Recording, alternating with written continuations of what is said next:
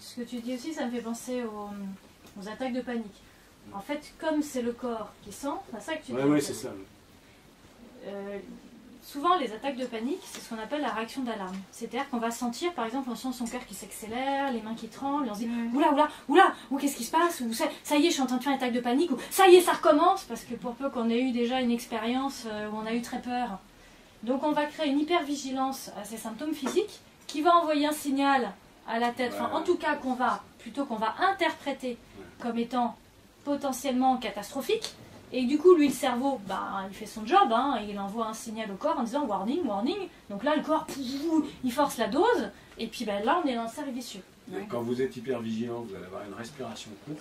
On ne se rend pas compte. Et quand il y a une respiration courte, ça va modifier légèrement le pH du sang, ça va modifier la distribution du calcium dans le corps, et ça va donner une tétanie. Vous savez, les gens qui ont des fourmis partout, les mains. Et à ce moment-là, la panique s'installe parce que le corps envoie un tas de signaux au cerveau que c'est la panique à bord, littéralement. Et c'est la panique dans le corps qui va déclencher la panique dans le corps. Et donc quand on apprend aux gens à faire les petits trucs de relaxation qui permettent de ne pas arriver dans cette zone où il va y avoir ce petit dysfonctionnement physiologique au niveau du calcium, on n'a plus de... Le reste, les tétanies, on en avait beaucoup autrefois. Maintenant qu'on fait simplement ces petites techniques de relaxation, on en a presque plus. La relaxation, et ça peut être aussi... C'est le corps qui rentre dans le cerveau. D'après vous, ces attaques de panique, la tétanie, tout ça, ça pourrait être maîtrisé sans une intervention chimique, quoi. Ah bah oui, largement. Oui. Attendez, il y en a... Bon, il faut voir un médecin. Il y a quand même des hypocalcémies, des maladies duquel c'est très rare, mais ça existe aussi. Il y a quand même un petit diagnostic à faire. Enfin, si ça résiste, par exemple, aux techniques de relaxation, il faut les recours. Soit c'est ce qu'on appelle un conditionnement inversif. Et un jour, vous avez eu des vertiges, vous avez un peu perdu le contrôle de votre corps. Donc du coup, vous avez interprété ça comme oh là là, mais je pourrais perdre le contrôle, ou je pourrais être dangereuse au volant, ou je pourrais m'évanouir. Donc du coup, ça c'est une première expérience traumatique qu'après on a peur de revivre. Et du coup, on va développer une hypervigilance, et dès qu'on sent un peu des trucs, ça se met en route, et on va soi-même effectivement repartir dans ce cercle de vicieux. Et à partir du moment où les gens ont fait une fois l'expérience qu'ils maîtrisaient la crise, par la relaxation, par les techniques. Moi j'utilise, pour le plus vieux, le plus simple, c'est un nom compliqué, mais alors vraiment c'est très simple, c'est le training autogène de Schultz. Ça, non mais c'est peu de caoutchouc, on se relaxe, on respire doucement. Le plus simple c'est le ventre comme un ballon. Respirer lentement et rester bloqué en expiration un certain temps. Il y a de la relaxation, mais il y a aussi... C'est des techniques très simples.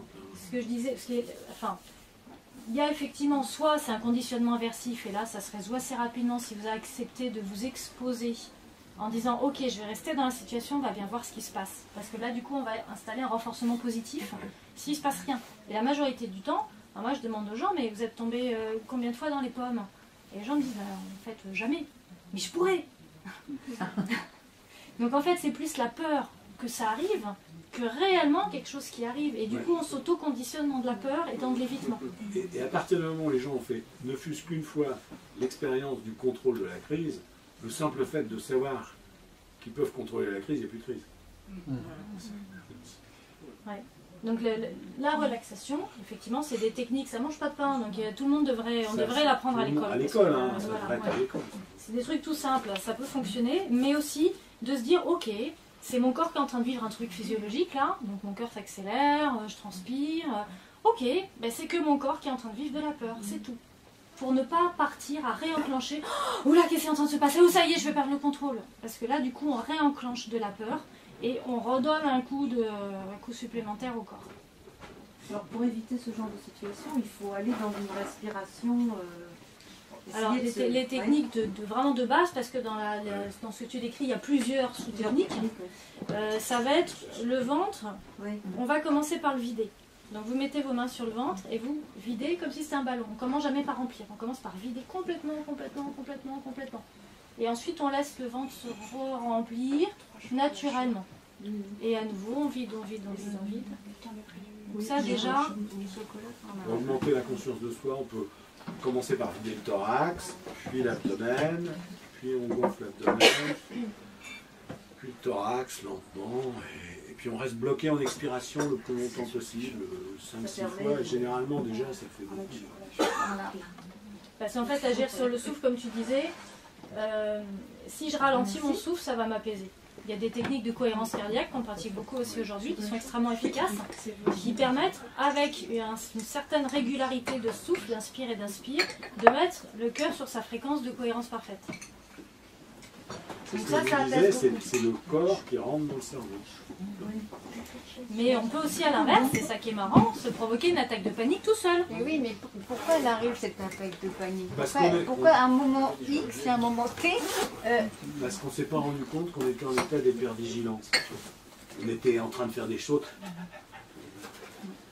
Ou alors parce qu'on est fatigué. Et puis après, il y a des événements extérieurs quand même. Oui, il y a des événements extérieurs. Soit ça peut être effectivement. Oui. Ça peut être des traumas plus graves qui ressortent sous cette forme-là. Ou des apprentissages. Il peut y avoir des... enfin, sur des traumas, je dis des traumas complexes, des choses plus importantes, il peut y avoir justement cette dissociation qui s'est créée. Pendant des années, on n'a pas souvenir de ce qui s'est passé, on vit sa vie. Puis tout d'un coup, il y a des trucs qui déconnent. On commence à avoir des attaques de panique, des peurs incontrôlées. Puis on se dit, mais je suis folle, quoi, qu'est-ce qui m'arrive? Et en fait, là, le corps, il est en train de vous parler, de vous dire qu'il y a des trucs d'avant, mais que ça a été dissocié pour vous protéger, mais que là, il est temps de le traiter. Excusez-moi, est-ce que les TCC mettent en avant les traumatismes de l'inconscient? Alors, en TCC, on ne parle pas d'inconscient. On ne parle pas d'inconscient parce qu'en fait, tout est accessible. C'est des pensées automatiques. Donc, si on s'auto-observe suffisamment, on sait ce qui est à l'origine d'eux. Si j'ai une angoisse, je sais que je suis en train de me dire Léonore, t'as pas fermé ta braguette. Vous avez fait peur. Ben, en fait, par exemple, vous voyez, j'ai cette pensée qui me traverse l'esprit, mais c'est un millième de seconde. Peut-être je ne l'identifie pas, cette pensée. Mais du coup, pouf, je vais sentir l'angoisse. Donc rien n'est inconscient, tout est accessible en fait. Par contre, il y a des choses qui peuvent être dissociées. C'est-à-dire que là, effectivement, il va falloir passer plus par de l'EMDR pour retrouver le trauma initial qui crée les symptômes actuels. Mais l'inconscient, ça date de 1900, ça date de Freud, hein, c'est un peu vieux maintenant. Hein. Depuis, les neurosciences ont fait énormément de progrès. Et la méditation... Après, un grand débat entre effectivement les... Mais il n'y a pas de débat, c'est un continuum historique. C'est comme si je vous parle des saignées. Aujourd'hui, si vous avez mal à la tête, on ne va pas vous faire une saignée. Il n'y a pas de débat. Je veux dire, c'est à un moment donné, on faisait ça parce que c'était utile et qu'on ne connaissait rien d'autre. Et maintenant, on pratique autre chose parce que depuis, il y a eu des avancées dans la science et on sait qu'il y a d'autres choses qui marchent mieux. Alors, je vous disais par rapport aux attaques de panique, c'est-à-dire qu'en fait, on peut calmer avec le souffle, mais on peut aussi s'en créer. C'est-à-dire si je me mets à hyperventiler, je fais ça comme ça pendant plus d'1 minute, 2 minutes, 3 minutes. Bah, je peux vous dire que le cœur, bah, lui, il est obligé de traiter l'oxygène. Bah, du coup, quand le cœur il accélère, je transpire. Et quand je transpire, je tremble. Et en fait, on va créer une attaque de panique.